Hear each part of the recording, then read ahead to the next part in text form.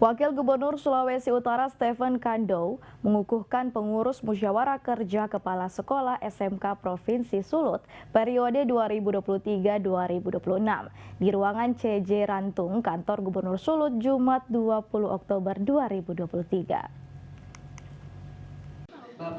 MKKS adalah wadah yang beranggotakan kepala-kepala sekolah yang bertujuan untuk membahas isu-isu strategis sekaligus memberikan rekomendasi terkait langkah-langkah yang harus diambil untuk kemajuan sekolah. Musyawarah kerja kepala sekolah ini umumnya dilaksanakan setiap 2 bulan sekali. Wagub Kando saat diwawancarai mengatakan peningkatan SDM menjadi prioritas pembangunan nomor 1 di Sulawesi Utara. Untuk itu ia meminta Dinas Pendidikan untuk giat bekerja terutama dalam meningkatkan kompetensi guru. Jadi kendala kan selama ini indeks kompetensi guru kita. Makanya sangat gencar sekali peningkatan kapasitas guru. Baik bekerja sama dengan Kementerian Pendidikan maupun di kita sendiri. Jadi tiada hari tanpa koordinasi Ibu Femi dengan guru-guru.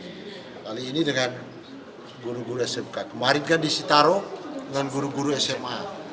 Nah, guru-gurunya permata pelajaran selalu. Terus itu dimonitor Pak Gub. Malah dibentuk tim akselerasi pendidikan. Asisten 1 koordinator. Percepatan. Tim akselerasi kan percepatan. Dan transformasi pendidikan. Nah ini jadi tolong concern semua supaya mudah-mudahan tahun depan nilai-nilai empiris perhitungan standar-standar akademik baik anak didik maupun guru dan termasuk sekolah akan semakin membaik dan boleh bersaing di tingkat nasional. Kando juga meminta agar MKKS menjadi wadah yang benar-benar aktif dan dapat terus memberi masukan dan rekomendasi guna kemajuan pendidikan di Sulawesi Utara. Regina Mangke melaporkan untuk Kawanua TV.